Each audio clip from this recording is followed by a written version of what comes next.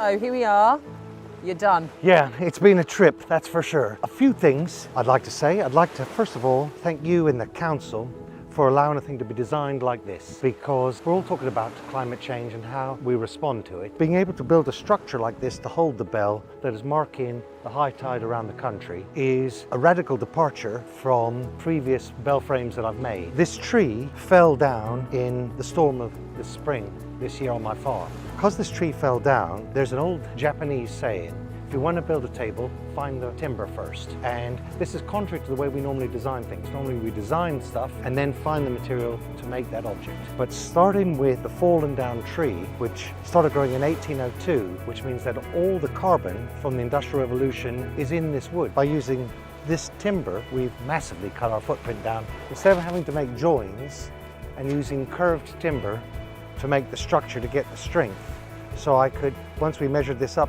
this structure could be designed specifically for this place. This is a complete reversal of the way that we normally do things. It's an example of how, if we are to address climate change, we have to change the way that we do things from the very first principle about how we approach a problem. Happy accident. Happy accident. But I wanted to do this all the way along, and I knew this is what I wanted to do, but I also knew I had to build trust in order to do something like this, because there's nothing else like this. There's nobody else making structures like this. Everybody is starting from the design board, not with the material. And part of building that trust up was to show that this is how strong it has to be in metal. Then I did the wood design in straight wood, comparable strength, and then I was allowed to start using wood in a new way and know that the engineers would be happy because the timbers are the same size, but now we're just using the timber we found rather than milling timber and all the waste that's associated with that. From the opinions of people so far that have seen it, one of the standout phrases is, that looks like it's always been there.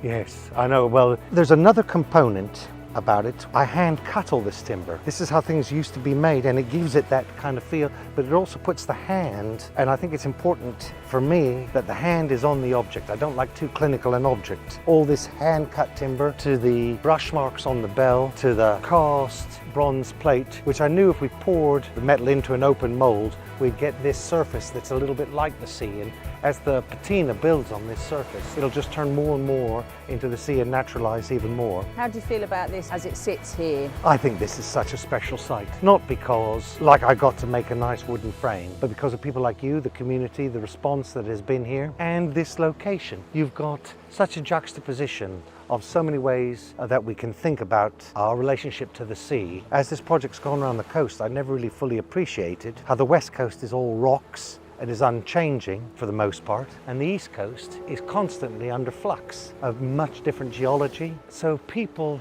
on the east coast think about the relationship to the sea in an entirely different way. It's much more actively engaged in having to deal with sea level rise over centuries and centuries and centuries, and that's deep inside the psyche of places and gives it a very different response to. And I think in this time of climate change, actually the East Coast has something to offer other places, because the East Coast has been dealing with sea level rise for a long time. And suffered the floods in 53. That's right, that's all those things which just don't happen on the West Coast. And as this project grows, I hope that those, besides the arts things, the citizen science things, the beach school things, that there will be also some more serious debates about how we respond to climate change. Which is some of the one of the projects that's come from this, isn't it? The coastal connections, looking at how life has changed around the sea. And this is, I think that's the beautiful thing about this. It's not just a beautiful object, it's something that's making other things happen. People talking,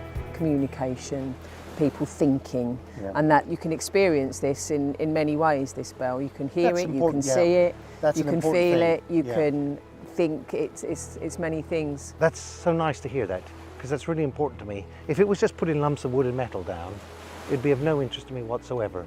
It's the fact that it's a catalyst for other activity that really is, and that is why I started working with bells all those years ago. I recognized in them their ability to talk about so many different things. They've got a magical quality. Talking about the hearing of it, how about the sound of the harmonics? I wanted to design a bell that was pure in its harmonics, unlike a church bell. There's a series of different notes, and the major bits of it you can see at the bits of the bell that stick out. At different times in the ring, different areas are wobbling more or less and that creates a variety of different pitches. These pitches are all related to the pitches of the bell below. They're a fourth apart in structure, for those people who are mathematical, and they're both a major relationship which it's got a major bias in it. Church bells, with their different shape, have a lot of dissonance in them and a minor bias. And if we're going to recognize our relationship to the sea, I wanted it to be positive, and the major is a much more positive sound than the minor sound. I guess I'll just ring it.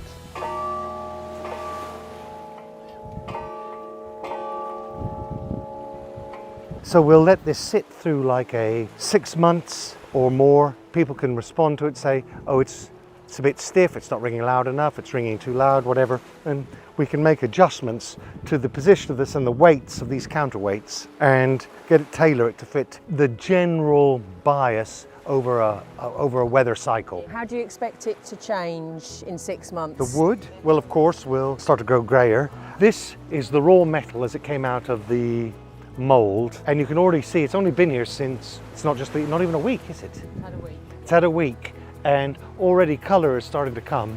These are colours that are created by the chemicals that are in the water. Every bell, to my surprise, has come up with different colours. So like the London bell went black and red because of the sulfur dioxide from the exhaust, the iron oxide from brake pads. So this probably a copper sulfate or something, but that's probably exhaust and fuel from the boats that are affecting that. And then it'll also get this darker color here, a tannic acid from the oak.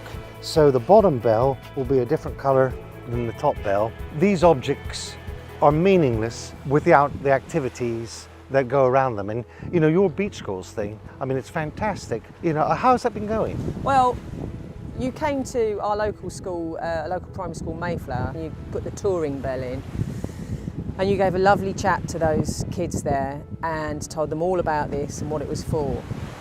I went back 4 months later, I saw them through beach school. We talk about looking after the environment all the time, beach cleaning, and I said to them, this is going on, and can they remember what it was all about? And they were delighted, I was delighted that they were able to verbatim repeat the project, what it was about, why it was here, what it meant, all those things. And I think something I read recently is that children are growing up with climate change. It's a normal thing. It's something that is part of their lives. It's not a surprise to them. Whereas people who are older, perhaps 40 plus, climate change is new.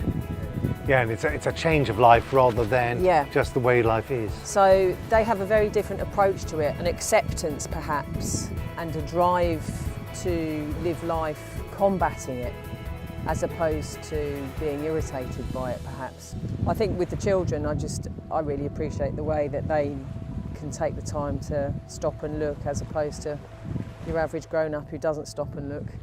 So they'll love this. I'm bringing them some down on Thursday, and we're going to do some art, poetry and inspiration and shanty singing around this. So hopefully that'll be something they remember and they can bring to the event on Saturday.